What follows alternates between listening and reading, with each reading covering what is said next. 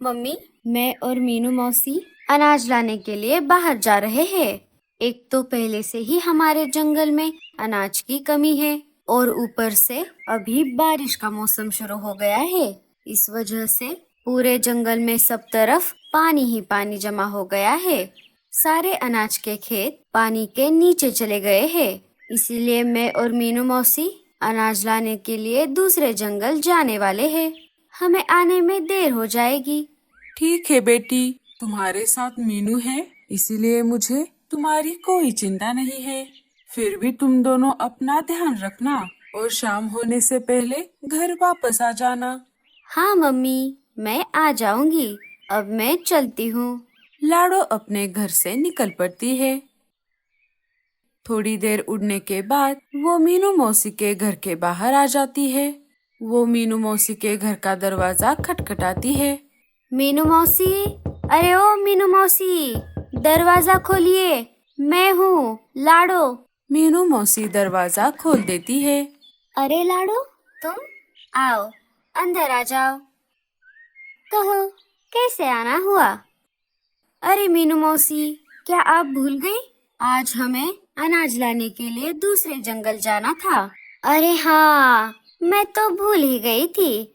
जैसे जैसे मेरी उम्र बढ़ रही है, मेरी याददाश्त कम होती जा रही है। कोई बात नहीं मीनू मौसी, ऐसा किसी के भी साथ हो सकता है, चाहे वो जवान हो या बूढ़ा। चलो हम चलते हैं। हाँ हाँ, चलो चलो। दोनों मीनू मौसी के घर से निकल पड़ती है।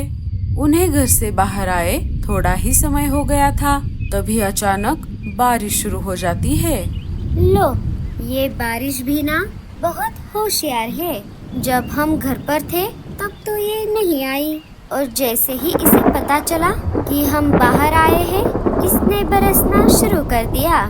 मीनू मौसी, आप भी ना, हमें कहीं पर रुकना होगा।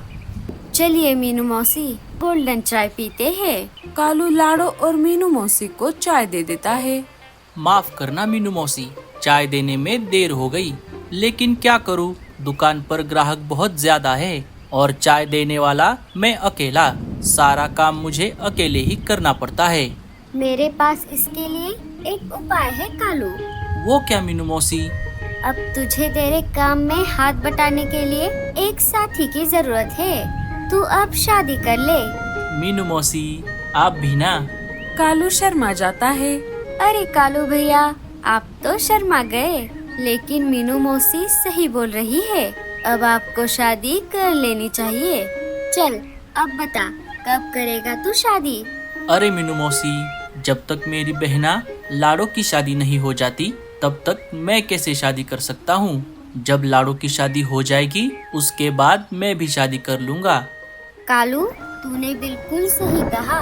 परिवार में बहन चाहे भाई से उम्र में छोटी ही क्यों ना हो, पहले शादी बहन की ही होती है।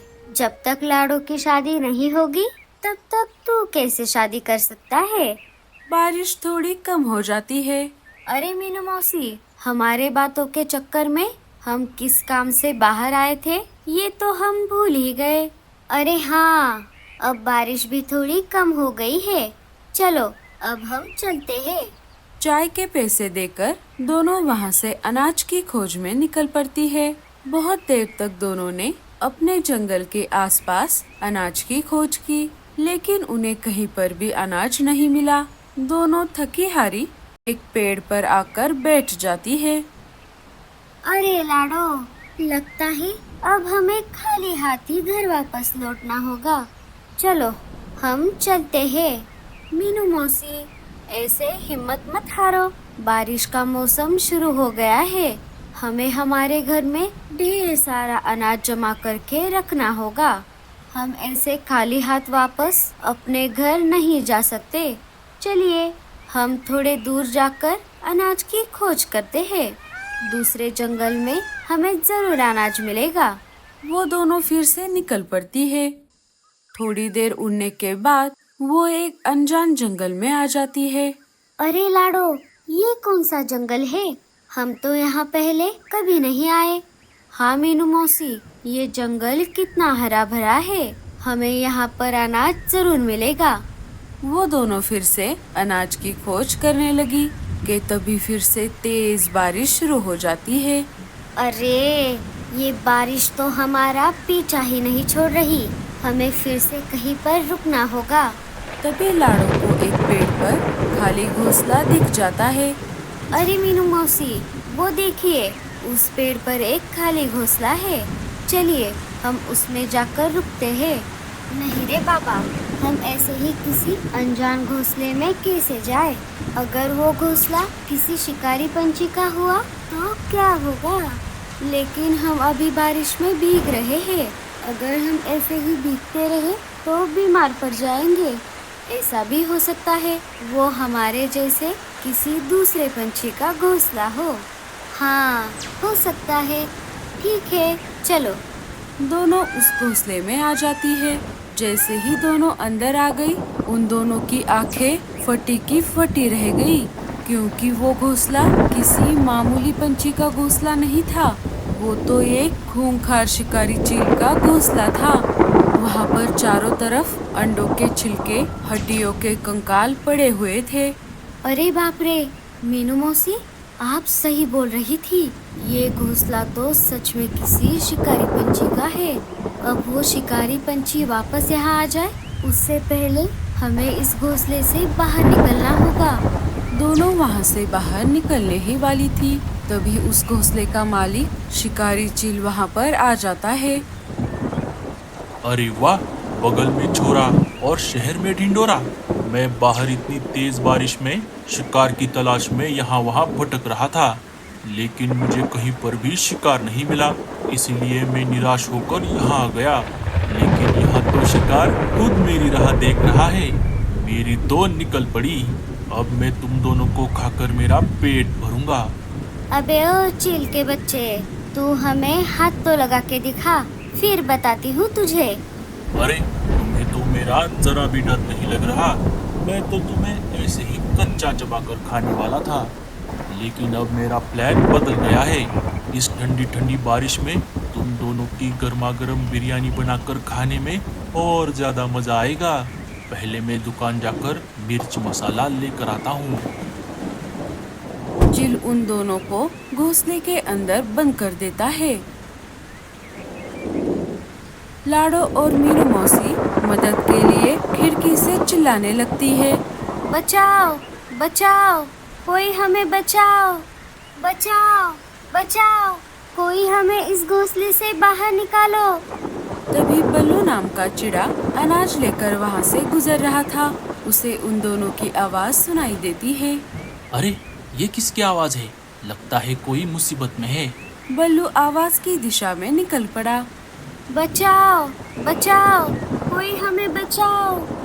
ये आवाज इसी घोंसले से आ रही है। बल्लू खिड़की के पास आ जाता है। अरे तुम दोनों कौन हो और यहाँ कैसे फंस गई? लाड़ो सारी बात बल्लू को बताती है। उस शिकारी के आने से पहले हमें बाहर निकालो। जैसे ही वो दरवाजा खोल देता है, शिकारी चील सामान लेकर वापस आ जाता है। अरे तू कौन है और यहाँ क्या कर रहा है? तूने अंदर जिन दो पंछियों को बंद कर दिया था, मैं उन्हें बचाने के लिए आया हूँ। अच्छा, तो ऐसी बात है। ये तो बहुत अच्छा हुआ। अब उनके साथ साथ मैं तेरी भी बिरयानी बनाऊंगा। चील बल्लू पर झपटने ही वाला था, तभी बल्लू ने पास में पड़े डंडे से चील को मारना शुरू कर दिया। लेकिन चील ने डंडे को छीन लिया और बल्लू पर अपने पंजों से वार कर दिया। बल्लू घायल हो गया। तभी लाड़ो और मीनू मौसी डंडे लेकर घोंसले से बाहर आ गई और चील को पीटना शुरू कर दिया। बल्लू भी उठकर खड़ा हो गया और वो भी चील पर झपट पड़ा। उन तीनों ने चील को डंडों से मार मार कर उसकी हड्डी पसली एक कर दी। चील बेहोश हो गया। चलो भागो यहाँ से, आओ मेरे पीछे पीछे। बल्लू उन दोनों को अपने घर लेकर आ गया। आते ही बल्लू की माँ ने उसके घाव पर मलहम पट्टी कर दी। बल्लू ने सारी बात अपनी माँ को बताई। मीनू मौसी ने भी अपने और लाड़ो के बारे में उन दोनों को बताया। माँ जी, आपका बेटा बहुत निडर है। उसने अपनी जान की परवाह किए बिना हमारी जान बचाई। हाँ, सच में आप बहुत निडर हो। अगर आज आप सही समय पर नहीं आते तो हम अभी जीवित नहीं रहते। बेटा, मुझे तुम पर गर्व है। माँ जी, अब हमें निकलना होगा। हमें बहुत दूर जाना है।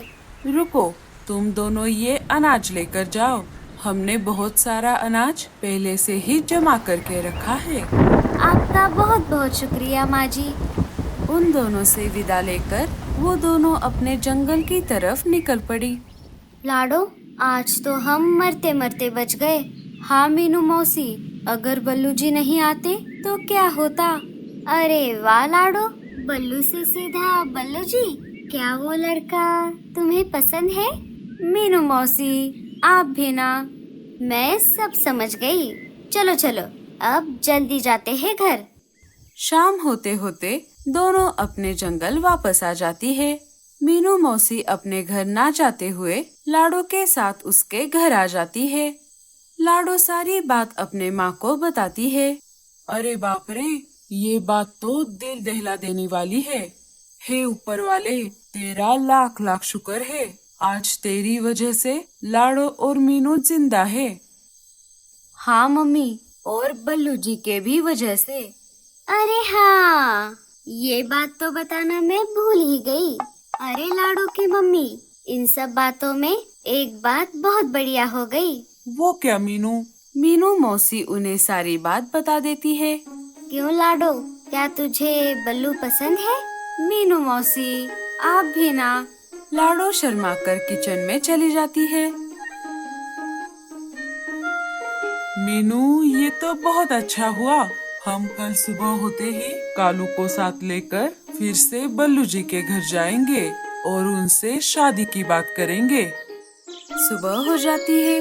कालू, मीनू मौसी और लाडो की मम्मी बल्लू के घर आ जाते हैं। मीनू मौसी सारी बात बल्लू के माँ को बता देती है। ये तो बहुत अच्छा हुआ मीनू, बल्लू को भी लाडो बहुत पसंद है। तो फिर देर किस बात की, हम जल्द ही कोई अच्छा सा दिन देखकर लाडो और भाई साहब की शादी करवा देते हैं। कुछ दिन बीत गए। फिर एक दिन बल्लू और लाडो के जंगल के पंछियों के मौजूदगी में बल्लू और लाडो की शादी धूमधाम से हो गई।